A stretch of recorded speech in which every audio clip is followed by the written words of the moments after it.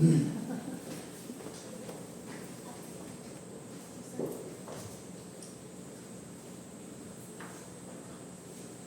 그 찬송가, 이 통일찬송가 200장 주의 피로 이룬 생명, 새 찬송가 몇 장이 뭐니? 주의 피로 이룬 생명. 주의 피로 200개.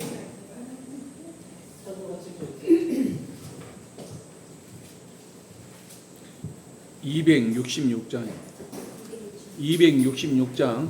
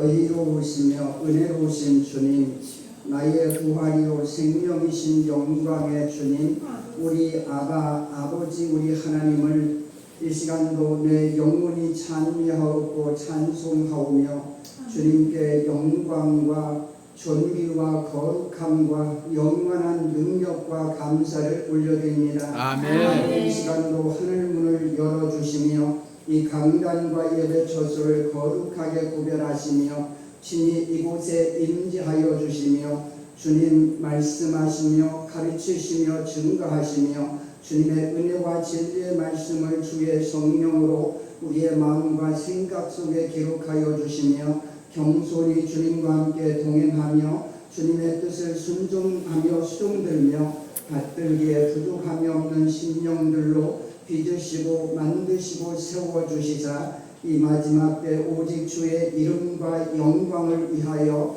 거룩하게 구별하여 신실한 일꾼으로 국물의 그릇으로 겸손과 사랑의 그릇으로 사용하여 주시며 주께서만 우리 가운데서 높임을 받으시옵소서. 우리 구주 예수 그리스도의 이름으로 감사를 올리며 기도합니다. 아멘. 오늘 처음 시간이라 에베소서 3장을 보십시오. 에베소 3장 1절부터 4절을 우리 같이 합동하시고 시작을 하겠습니다. 에베소서 3장 1절로 4절입니다.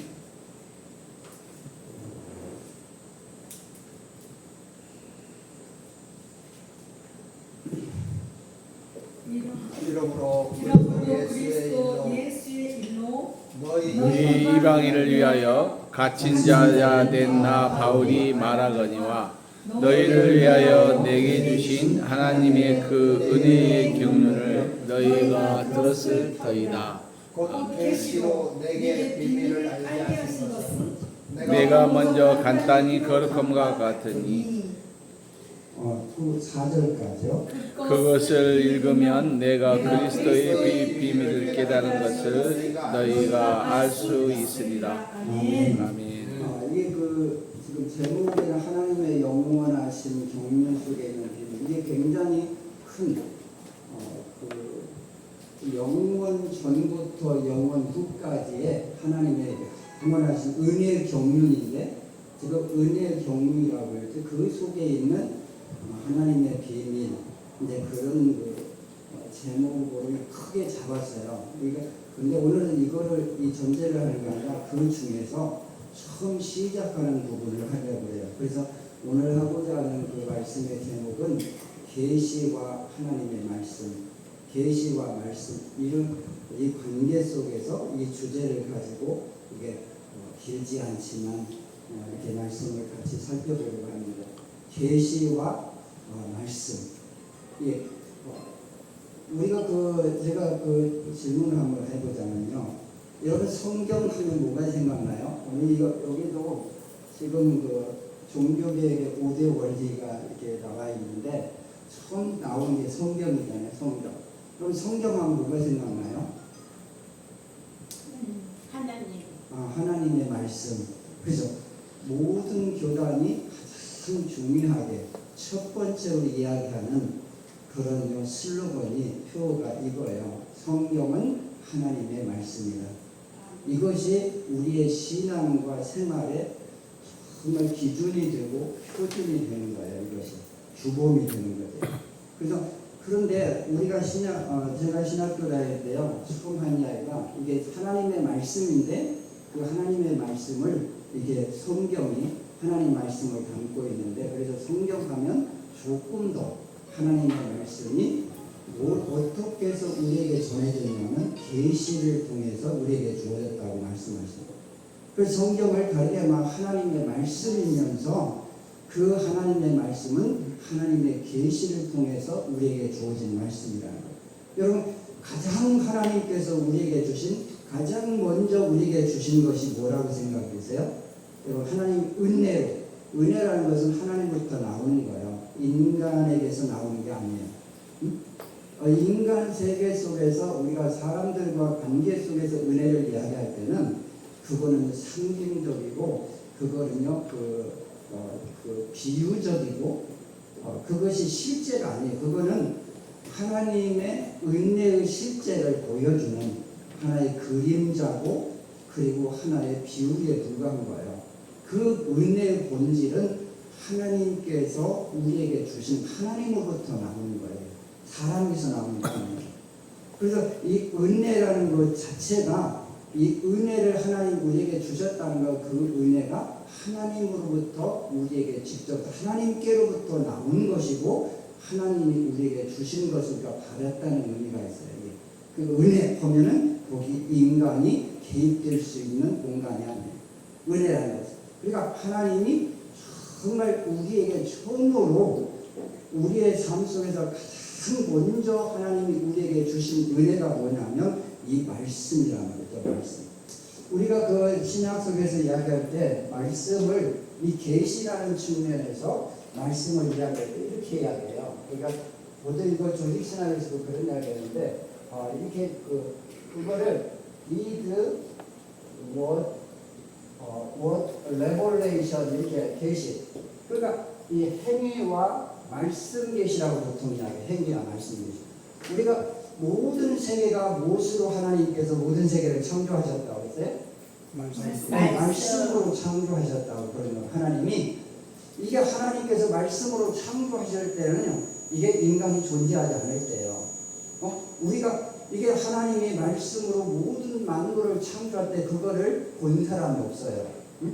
하나님이 하늘과 땅과 그 가운데 만물을 창조하시고 마지막에 사람을 지으셨는데, 그때는 아무도 몰라서 그 하나님 하시는 역사를. 그래서 하나님께서요, 나중에 하나님이 그렇게 창조하시고 이 하나님이 행하신 일이 무엇인가를 우리에게 알게 해 주시려고 말씀을 주신 거예요. 말씀.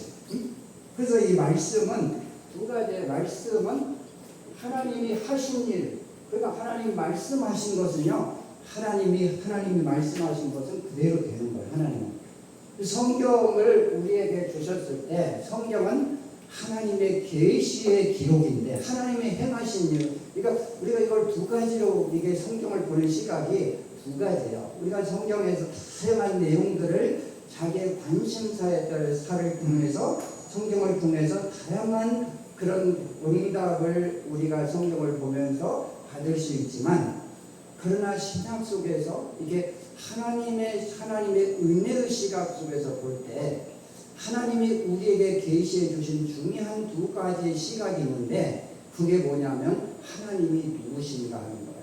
그러니까 하나님이 자신이 누구신가를 스스로 하나님께서 우리에게 알려주신 거예요. 그거 우리가 모르기 때문에 하나님이 누구신가를 알려주시고, 그리고 그 다음에 또 하나의 시각은 그 하나님이 무슨 일을 하셨는지를 말씀을 통해서 우리에게 계시하신 거예요. 계시를 통해서 주신 그 말씀을 우리에게 주셔서 알게 해주셨다. 계시하셨다. 그러니까 하나님이 누구신가, 그리고 그분이 무슨 일을 하셨는지, 그 무슨 일을 하나님이 하신 일을 성경은 기록하고 있어요. 하나님이 누구신지, 그리고 하나님이 무슨 일을 하셨는지, 그 무슨 일이 뭐냐면 누구를 위해서 하셨냐면 우리 사람들을 위해서 하신 일이에요. 그걸 하나님이 우리를 위해서 행하신 일. 근데 그걸 어디서 하셨냐면 하나님이 창조한 세계 속에서, 시간과 공간이라는 역사 속에서 하나님이 하셨어요. 그것을 이게요 성경의 역사성이라고 이야기해요. 그게 굉장히 중요한 개념이에요. 하나님이 하시는 일은요, 그건 하나님이 행하시고 나서 그 일은 영원히 존재해요. 하나님이 하신 일은. 전도서에서 그러기 때문에 뭐라고 하냐면 하나님이 하신 일은 영원히 있을 것이다, 이렇게 이야기합니다. 하나님이 행하신 일은요, 이거는 그 행한 그때만 잠시 있는 게 아니라 한 번 행하고 나시면 그것은요, 세상은 천지는 없어진다고 하잖아요. 하나님의 창조한 이 세계가 사라져도요, 하나님께서 행하셨던, 인간을 위해서 행하셨던, 인간의 구원을 위해서, 구속을 위해서 행하셨던 그 사건은 천지가 없어져도 영원히 살아있어요. 이게 그게 그렇기 때문에 우리를 위해서 구속하시고 구원하신 그 행위가 영원히 살아있는 행위가 되는 거예요. 그러니까 성경은 두 가지의 시각과 관점을 우리에게 말씀을 통해서 계시하셨다. 하나님이 누구신지, 그분이 하나님이 창조한 이 세계 속에 전능하신 하나님이, 영원하신 하나님이 유한하신 이 세상 속에 들어오셔서 그 말씀이 육신되어 오셔서 그 아들을 통해서 행하신 사건, 그게 우리를 위해서, 우리의 구원을 위해서, 구속을 위해서 이 역사 속에서 행하신 사건을 기록하고 있는 이 계시의 기록이 성경이다. 성경. 그러니까 우리가 성경 하면 이 두 가지를 이야기할 수 있어요. 그렇기 때문에 계시라는 게 뭐냐?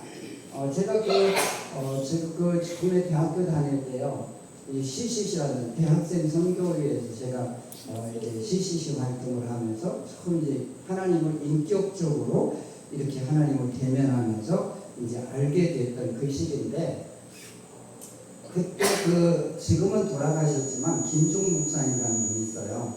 이 목사님이 제가 이제 그 목사님을 통해서 강의 때 들었는데 어디 책을 보고 있는지 모르겠는데, 그분이 계시에 대한 설명을 참 쉽게 하시더라고요. 예. 그래서 제가 기억하고 있는데, 이 계시라는 것은 레벌레이션. 이 계시라는 게 뭐냐면, 계시가 뭘 같아요? 계시는 이거는 은혜에 속한 거예요. 계시라는 것은. 계시라는 것은요, 인간이 알 수 있는 게 아니에요. 이 계시를 쉽게 표현하자면 이런 거예요. 우리가 요한계시록 1장 1절에도 보면 예수 그리스도의 계시야, 이렇게 이야기하잖아요. 계시를 레볼레이션이라고 하는데, 이걸 그 헬라어 성경으로 보면요, 이걸 뭐라고 했냐면 아포칼립시스라고.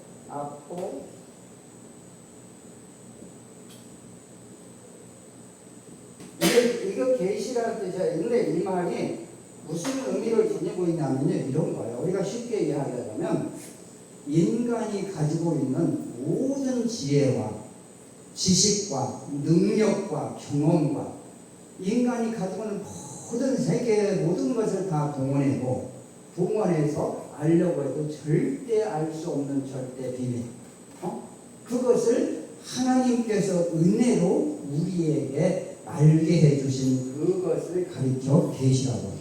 이게 아포칼립시스. 그러니까 이 계시는요, 하나님이 알려주시지 않으면 절대 알 수 없는 절대 비밀이에요.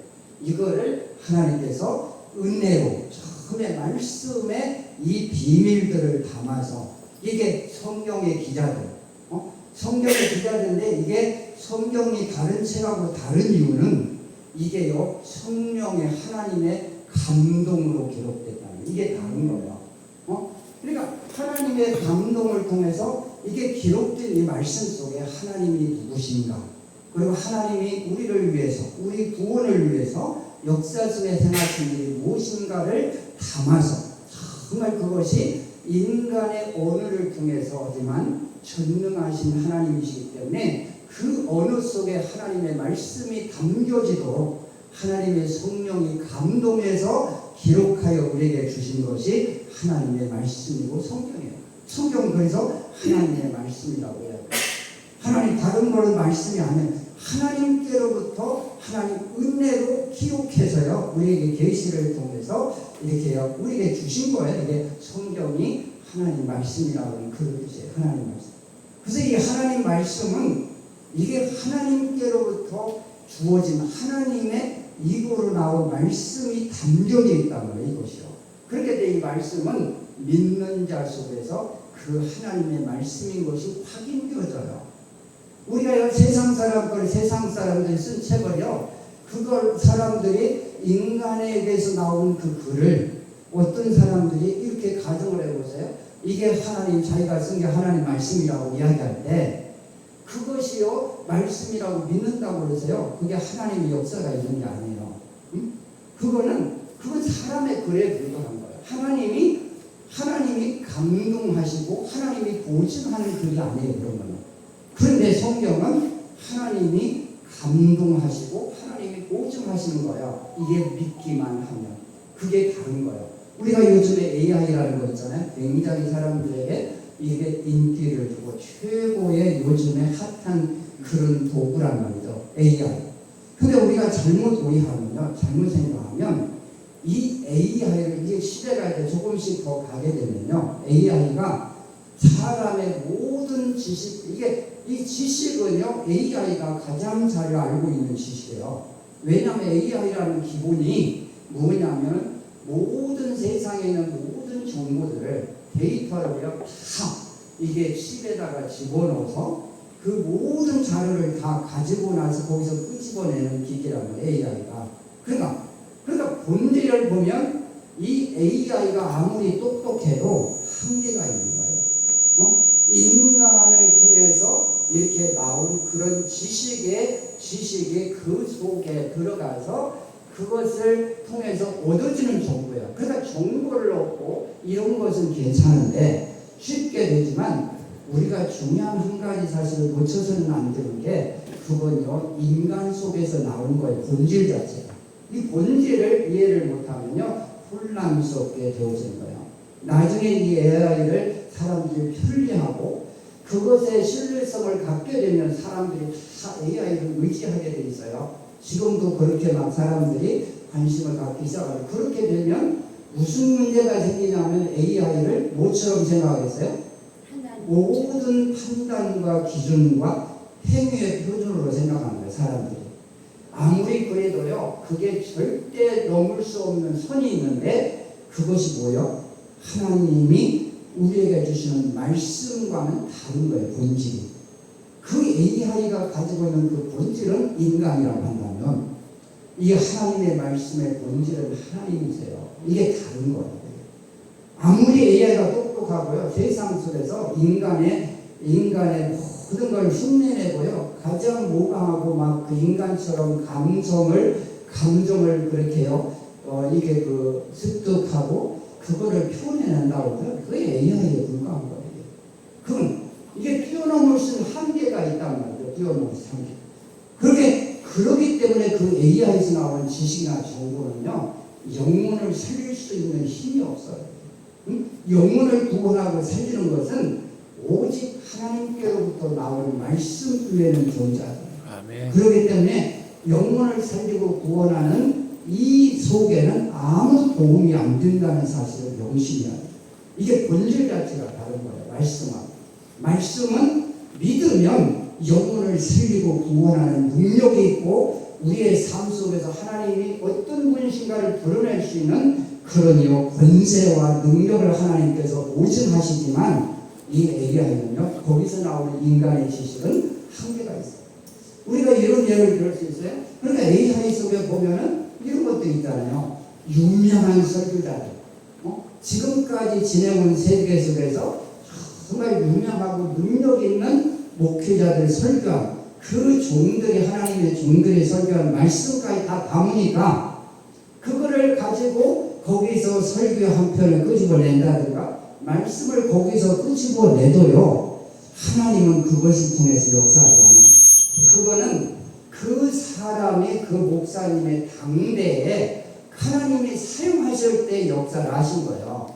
왜냐하면 그것이 그 사람 그 당시에는 그걸 이용한 게 아니라 하나님을 의지하고 하나님의 말씀을 정말 믿음으로 가졌기 때문에 사용하신 거랍니다. 하나님은요 절대로 속지 않아요. 사람이. 만약에 그런 것을 하게 되면요 이게 만약에 그거를 하나님께서 인정하시고 보증하셔서 하나님이 자신은 그걸 드러낸다는 사람이 뭐 생각하겠어요? 이 말씀이 이런 것도 이게 하나님 말씀이 되는구나 착각을 하게 돼요.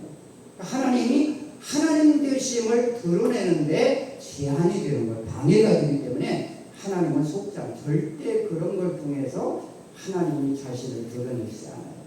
그렇기 때문에 우리가 영적인 것은요 이것이 세상적인 것과 본질이 달라요. 근본이 다른 거예요. 우리가 하나님 말씀이 이 계시라는 의미는요 이게 하나님의 계시라는 의미가 정말 이건 하나님께로부터만 온다는 사실을 우리는요 성경을 통해 명백하게 이해하고 있어요. 그러니까 인간의 지혜 가지고요 성경을 우리 알 수가 없어요.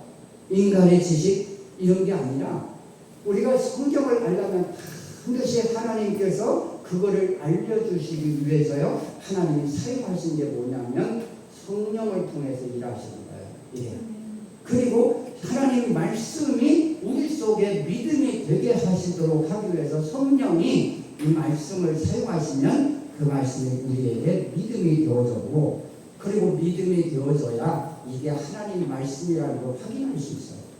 하나님은 하나님의 말씀이면 정말 하나님 말씀을 하나님의 말씀으로 받으면 믿으면요 그 안에 성령이 반드시 그 말씀이 하나님의 말씀이라는 보증이 있어요.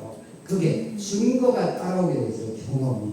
그래서 우리는 성경이 하나님의 말씀이라는 걸 우리가 확인하게 되고 그리고 믿고 이게 목숨까지 내놓을 수 있는 거예요. 그렇지 않은 것은요 이게 하나님이 역사하지 않는 하나님이 보증하지 않기 때문에 아무 능력도 없고요 생명도 없어요. 세상 속에서 살아가면서는 도움이 될 수 있겠죠. 세상 사는 데는 도움이 될 수 있고 사람들 사이에서 자기를 자랑하는 데는 도움이 될 수 있는데 그것이요 영혼을 살리고 구하는 데는 전혀 도움이 없어요. 도움이 안 돼요. 그러니까 여러분이 AI라는 기능을 정말 세상 일을 하는데 지식이나 이런 거를 통해서 사용하는 데는 사용할지 모르죠. 사용해도 될지 모르겠지만 이게 영혼을 살리고 구원하시는 하나님 말씀을 이해하는 데는 그게 절대 도움이 안 돼요.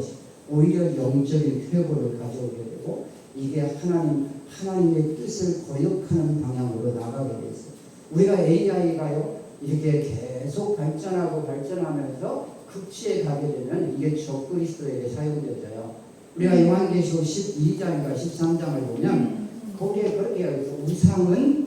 우상을 뭐라고 그러냐면 우상이라는 것을 구약성경 계속 이야기해요. 눈이 있어도 보지 못하고 귀가 있어도 듣지 못하고 이게 입이 있어도 말하지 못하는 게 이것이 우상이에요. 우상. 그러니까 이 우상이라는 것이 이것이 뭐냐면 이게 우상이 그렇게 만든 것을 신이라고 하고 생각하고 이방인들이 그렇게 숭배했잖아요. 이게 지식이라는 것도 마찬가지예요. 이게 우리가 그 AI라는 것도 이게 마찬가지라는 거예요. 근데 요한계시록 12장 한번 보고 갈까요? 12장이라는 것이요.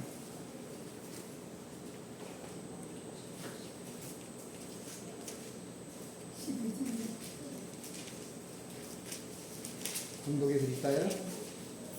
잠깐만요. 13장이네요. 죄송해요.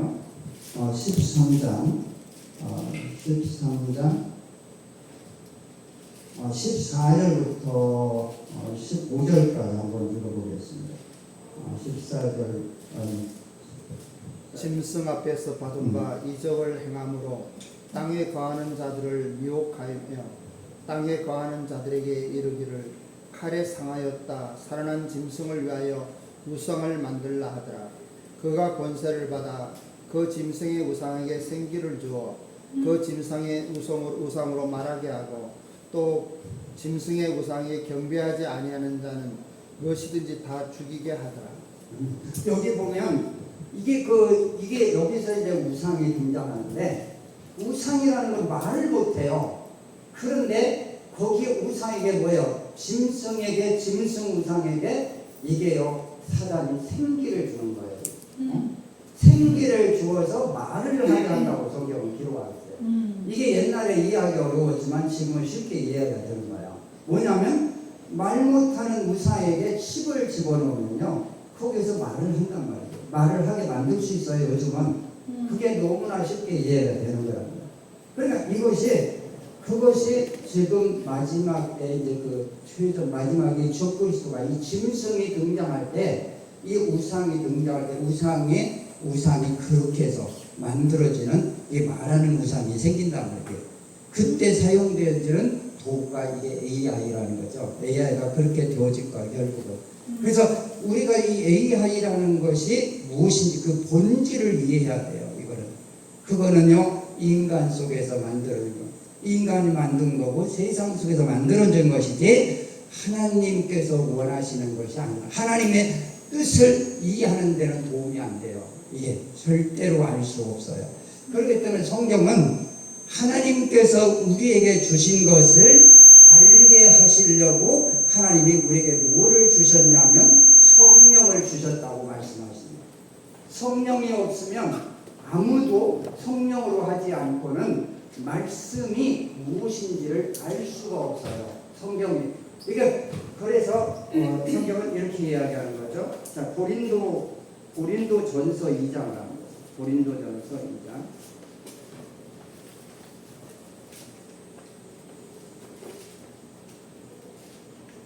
고린도전서 2장.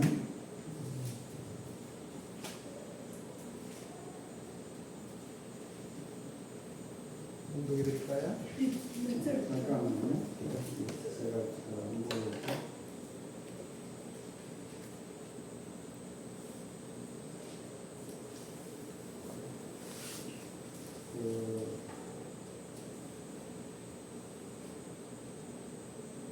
7절부터 읽을까요? 7절부터 10절까지 한번 읽어봅시다. 2장, 고린도전서에 고린도전서 2장 7절부터 잠깐만요. 2장 고린도전서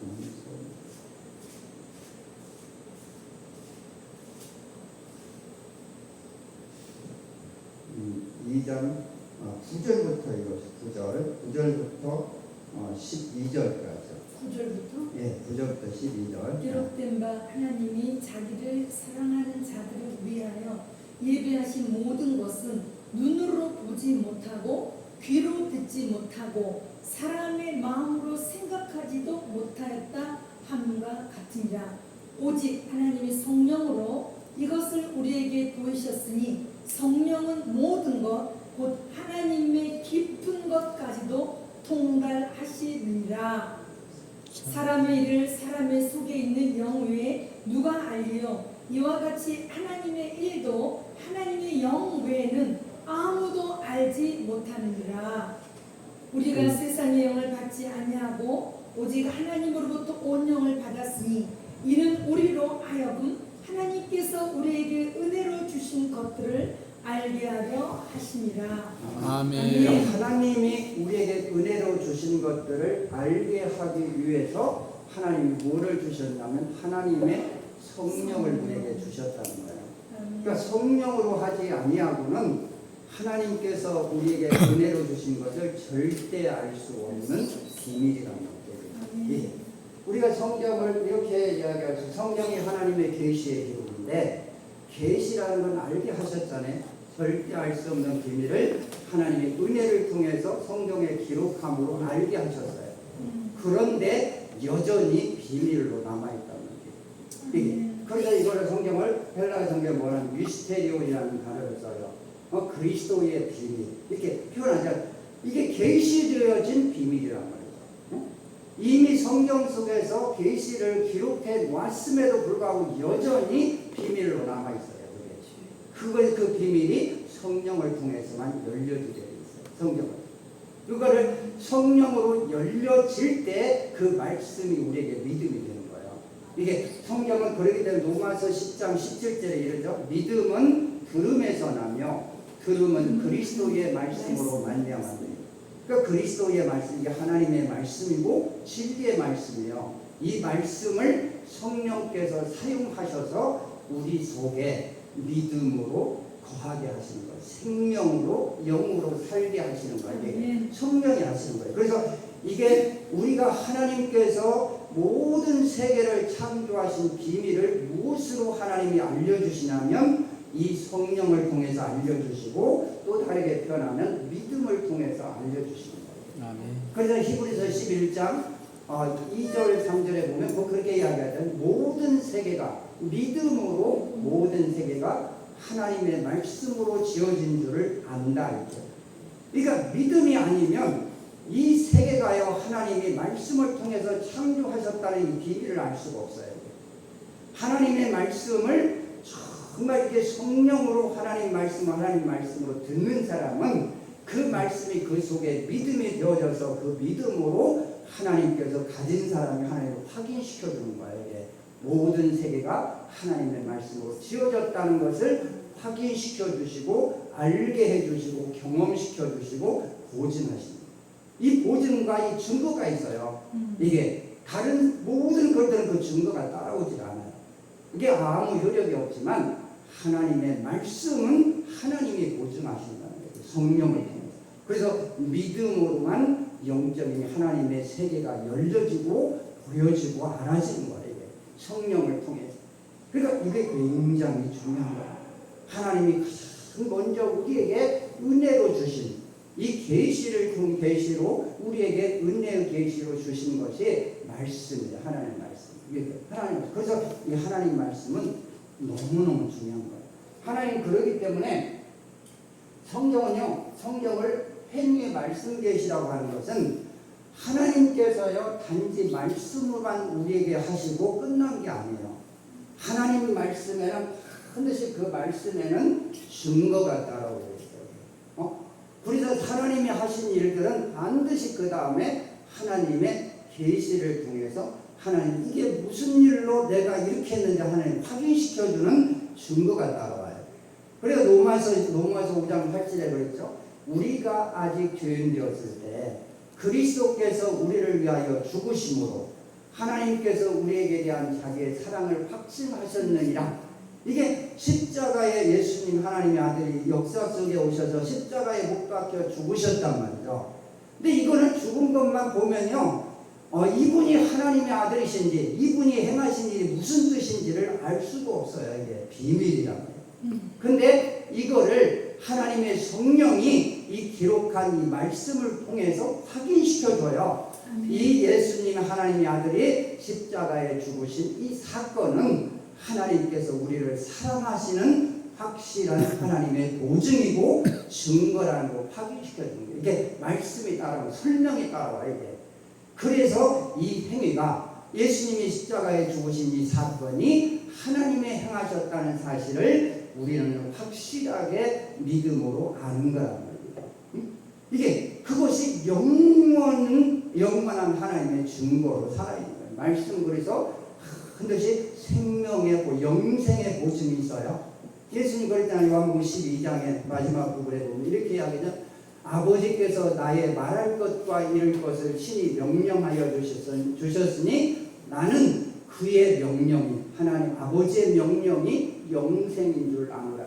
이 영생이라는 거를요, 이거를 믿음으로 말씀을 믿음으로 가지고 행하는 사람이 이걸 경험하게 되는 거예요. 그게 하나님의 보증하시는 거예요. 그래서 이거는 사람의 보증이 아니에요. 하나님의 보증이다. 이것이 하나님의 말씀이다. 이게 하나님의 은혜의 계시다라는 걸 확신시켜 주시는 거예요. 이게 성령의 도움으로만 가능해요. 그러니까 하나님이 하신 일은 하나님의 보증이 따라오지만 그게요, 그렇기 때문에 하나님 말씀만 하고 끝난 게 아니에요. 하나님 말씀하셨으면 그 일을 행하시고요, 믿는 자 속에서 증거와 보증을 우리 속에요 나타내 주시는 거예요. 그래서요 하나님 말씀이라는 걸 우리는 확인하고 아는 거예요. 근데 세상 것에는 그런 게 없어요. 인간 속에서 나오는 것은요, 인간이 아무리 보증해도 그건 영원한 보증이 아니에요. 그냥 살아있는 동안에 사람들이 세상을 살아가는데 유익하고 도움이 될 수 있는 그런 정도의 수준이에요. 인간이 아무리 길게 살아도 120년을 넘지 못해요. 지금. 그러니까 아무리 120년 동안 그러나 떵떵거리면서 세상에서요, 제가 막 최고라고 생각하면서 살아도 그건요, 그 살고 나면 하나님 앞에 죽고 죽음 후에 하나님 앞에 심판이 있다는 거예요. 아멘. 그냥 하나님의 말씀은 그게 한 번 믿으면 그 말씀을 믿음으로 가지면요, 이건 영원히 살아있는 경험으로 갑니다. 영생의 경험. 하나님이 증거하시고 보증하시고 하나님이요, 이게요 영원히 이렇게 하나님께서요 경험시켜 주시고 그걸 영원히 하나님 보증하시는 거예요. 그게 하나님 말씀의 본질이고 특성이에요. 그러니까 우리는 성경이 무엇인지를 알아요. 우리 성경이 기록된 말씀이라고 해서 이게 그냥 이것이 증거가 없으니까, 이게 믿음이 없으니까, 쉽게 말하면 하나님의 말씀을 영으로 생명으로 이게 믿음으로 갖지 못하기 때문에요, 이 말씀을 단지 글로만 이해하기 때문에 이게 하나님 말씀이라는 교육감이 생기지 않아요. 이게 사람들이 믿는다고 하는데 이게 지식으로 나와 있는 거예요. 머릿속에 지식. 성령으로 말미암아 이 말씀이 감동을 통해서 내 마음속에 영으로 생명으로 이렇게 살아있지를 못한 거예요. 이게 말씀은요 정말 살아있어요. 성경 뭐라는, 내가 너에게 내 말이 방망이 같지 아니하냐. 이게 정말 불같지 아니하냐 이런 표현을 쓰잖아요. 이게 그러니까 이게요 정말 성경 누가복음 24장에서도 보면 24장 44절 이하에 보면 그게 그렇게 이야기하잖아요. 그 전에 보면 엠마오로 가는 두 제자가 있어요. 그 제자가 이렇게 이제 가는 중에 이제 서로 이야기하는데 그때 부활하신 예수님이 그들을 만나시잖아요. 만나시고 그들과 이야기하고 식사하는 때 이게 주님이 이렇게 자신을 알리시고 떠나시잖아요. 그러면서 이 두 제자가 예루살렘으로 다시 돌아가는 과정 속에서 서로 이야기하는 말이 있어요. 예수님이 이제 그때는 이제 예수님인 거 알았다면 부활하신 주님이 자기들을 만나주시고 정말 그렇게 구속의 은혜 사건에 대해서 설명해 준 걸 그때 알았어요. 그리고 나서 이게 그 이야기를 하면서 뭐라고 했냐면, 주님께서 우리에게 말씀을 풀어주실 때, 이게 해석한다는 뜻이에요. 설명하다, 해석하다 이런 의미예요. 헬라 성경을 보면. 그러니까 말씀하실 때, 풀어주실 때 우리 마음이 뜨겁지 아니하느냐. 그러니까 마음이 뜨겁지 아니하느냐. 그러니까 말씀은 단순히 이것이 하나님 말씀은요, 성경의 하나님 말씀은 정말 하나님의 말씀 자체가 성령을 통해서 우리에게 확인시켜주는 거예요. 하나님 말씀이란 쉬운 것이. 그렇게 말씀이 내 마음속에 성령을 통해서 열려지면 내 마음속에 그 말씀이 생명으로 영으로 내 마음속에 거하면 그걸 믿음이라고 표현해요.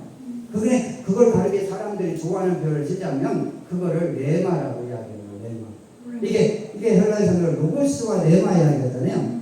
근데 이게 어떤 사람들은 로고스와 레마를 다른 내용으로 생각을 하는 사람들이 있어요. 근데 성경은 이 로고스와 레마의 본질은 똑같아요. 기록된 말씀을 로고스라고 하면 그 로고스가 정말 우리 안에 우리 속에 들어와서 믿음이 될 때, 다시 말하면 우리 안에 살아있을 때, 영으로 생명으로 거할 때 그 말씀을 레마라고 이야기하는 거예요. 로고스가 우리 속에서 레마가 되는 거예요. 그게 우리 안에 말씀이 살아있다는 뜻이고 그 말씀이 내 속에 들어와서 믿음이 됐다는 뜻이에요. 그러면 변화가 있어요. 그게 우리 속에 감정의 느낌이다. 영적인 감각이 있는 거예요. 제가 경험한 걸 보면 이런 거예요. 제가 이제 어느 날 제가 도서관에서요. 이게 제가 신학교 다닐 때는 처음 신학교 1학년 갈 때 합신에서 이게 수원에 있는 합동, 요즘에 이름 바뀌어 합동 신학대학원대학교라고 하는데 그때 제가 있으면 합동 신학원이었어요. 이름이. 근데 그때 당시에 그 신학교에서 이게 이제 사람들이 이제 같이 이제 이게 동료 이게 친구들이 같이 이야기하다 보면 자기 이야기를 할 거예요. 신학교 들어왔으니까 들어오기 전에 뭐 이런 이야기. 근데 신학을 하는 사람은 대부분 이제 은혜도 있고 뭔가 이렇게 막 기대하고 들어오잖아요.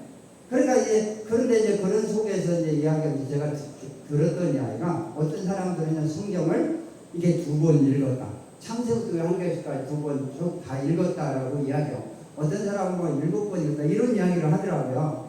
근데 저는 신학교 들어갈 때 성경 한 번도 안 읽었거든요. 한 번도 안 읽었어요. 읽은 것만 중요한 장 읽었지 시작 처음부터 끝까지 쭉 읽어본 적은 없어요. 한 번도. 그래서 그렇게 하려고 이제 막 그렇게 성경을 읽기 시작을 했어요. 이렇게 시작하고 그런 이야기를 도전을 받아서 나도 한번 이제 창세부터 요한계부터 이제 하나님 일을 일꾼으로서 일을 이제 하나님의 일꾼이 되기 위해서 들어왔으니까 그거를 읽어보려고 했어요. 그래서 이제 읽어보면 욕심만 앞서니까 뭐 하겠어요? 이제 이 성경을 빨리 읽으려고 한 번을 빨리 읽으려고 이제 쓰면서 아마 하루에 성경을 20장씩 읽으면 이렇게 몇 장을 몇 번 읽겠다 이렇게 뭐 그런 계획을 세우잖아요. 그러니까 계획을 세우니까 그렇게 하니까 읽어지겠어요? 매일? 규칙적으로 읽어지지 않는 거예요. 그러다가 그게 이제 작심삼일이 되는 거예요.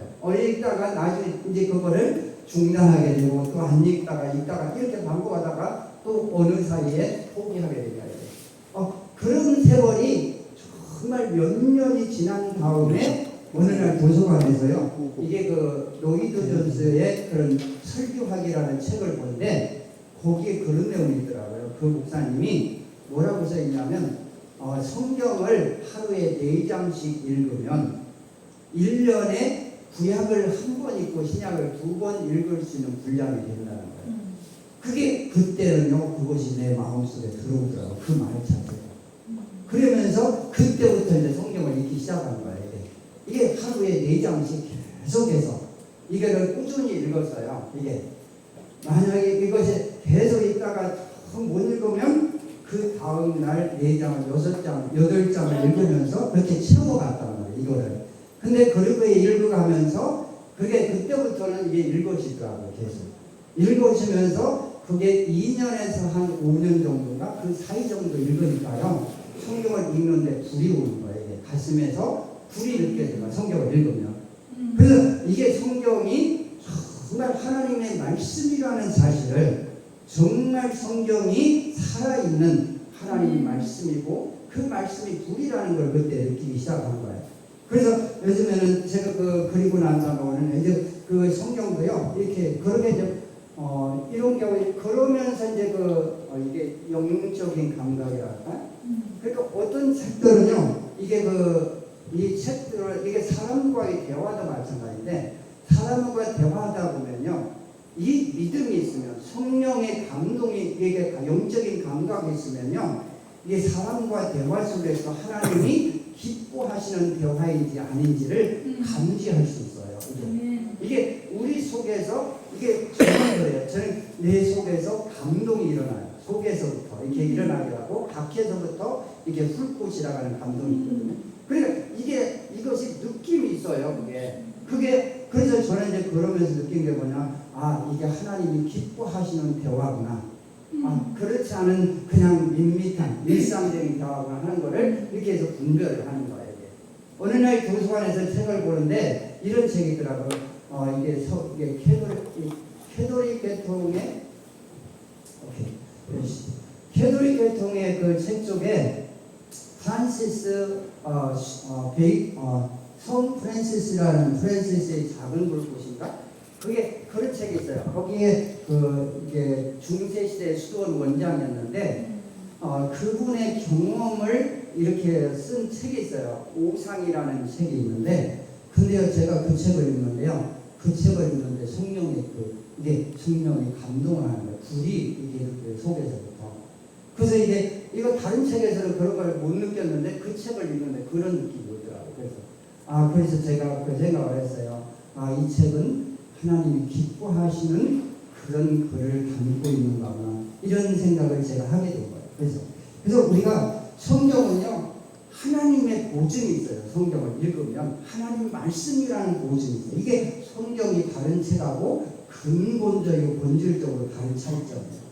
그러니까 우리는 성경을 정말 하나님의 말씀으로 내가 믿음으로 받으면 반드시 그 믿음이 내 안에 들어와서 생명으로 갈 때 그 성령의 보증이 따라오는 거예요. 그래서 우리가 성경은요 꾸준하게 읽는데 이게 소리내서 읽어야 돼요. 눈으로 보지 말고. 왜냐하면 믿음은 들음에서 나기 때문에. 이 하나님 말씀은 은혜로 주어지는 이 말씀은 들어야 돼요. 아멘. 소리를 내서 내가 들을 때 내 마음속에 들려지도록 소리를 내서 읽으면 그 말씀이 성령을 통해서 내 마음속에 믿음이 들게 하시는 거예요. 이게 눈으로 보면요 들려지지 않아요. 그러니까 그 말씀이 인간의 지식이 아니라 하나님의 말씀이기 때문에 그 말씀이 내 속에 믿음이 되기만 하면 내 안에 영으로 생명으로 살아있어서 그것이요 정말 하나님의 보증이 되고 하나님이 행하신 일을 알게 하시는 비밀이 되는 거예요. 성령의 감동. 우리가 하나님은 말씀만 하신 게 아니라 그 말씀을 정말 이게요 보증한 그 말씀을 그대로 이루시는 분이고, 하나님이 행하셨으면 반드시 말씀을 통해서 보증하시고 설명하시는 거예요. 그게 하나님 말씀이라는 증거예요. 그래서 구약 성경으로 보면은 내가 말하였으니 정령 이루리라. 그런 말씀들을 반복해서 이야기하는 거예요. 이게 하나님의 말씀이기 때문에 하나님은 반드시 보증하시는 거예요. 우리가 하나님 말씀과 다른 책의 본질적인 차이점이라고. 다른 책은 아무리 읽어도 피곤하고 이게요 지식에 더할수록 이게요 뭐라 그러세요? 피곤이 그렇게 피곤이 쌓인다고 그러잖아요. 그러네요. 전도서에 보면. 근데 하나님 말씀은 정말 읽으면 읽을수록 들으면 들을수록 내 속이요 정말 상쾌함과 유쾌함이 있어요. 흔함과 그런 생명의 감각으로 느껴지는 거야. 이게 하나님 말씀은 생명이기 때문에 살아있기 때문에 그런 거야. 그래서 이렇게 말씀하잖아요. 로마서 8장에서 보면 육신의 생각은 사망이요 영의 생각은 생명과 평안이다. 하나님의 뜻을 쫓아서 생각하는 그 생각 속에는 생명의 충만함이 있고 이게요 평강이 넘치는 거예요. 이게 살아있는 경험. 이게 그것이 성경의 본질이고 성경을 우리에게 주셔서 우리에게 확인시키는 하나님의 말씀이다. 이게 하나님께서 우리에게 은혜를 주신 계시의 기록이라는 걸 확인시켜 주신. 이게 다른 책과 다른 거예요. 그래서 우리가 성경을 대할 때 정말 하나님의 말씀으로 하나님을 경외하는 마음으로 사랑하는 마음으로 하나님 말씀을 대하면서 성령이 그 말씀을 내 마음속에 열어주시고 이게 말씀을 열어주시고 이게요 말씀의 은혜를 열어주셔서 내 마음의 믿음으로 생명으로 이렇게요 구할 수 있도록 도와달라고 기도하면서 성경을 소리내서 읽으라는 거죠. 이게 그러면 여러분 속에서 정말 그거를 확인하게 되고 하나님이 경험시켜 주시는 것을 누리게 될 거라고 확신합니다. 아멘. 하나님의 말씀으로 대하는 그런 믿음이 정말 성령을 통해서 여러분 속에서 확인되어지고 경험되어질 수 있기를 예수님의 이름으로 축복합니다. 아멘. 은혜로우신 주님을 찬송하고 찬양합니다. 아멘. 아버지 주의 말씀을 대할 때마다 주님 말씀을 열어주시고 마음과 생각을 열어주시사 주의 말씀을 우리의 마음과 생각 속에 기록하여 주시고 하나님 주의 성령으로 날마다 주님 믿음을 통해서 주님을 사랑하는 마음으로 주님과 동행하며 주님의 뜻을 쫓아 행하게 부족함이 없도록 은혜를 베푸시고 도와주옵소서. 예수 그리스도의 이름으로 감사를 올리며 기도합니다. 아멘.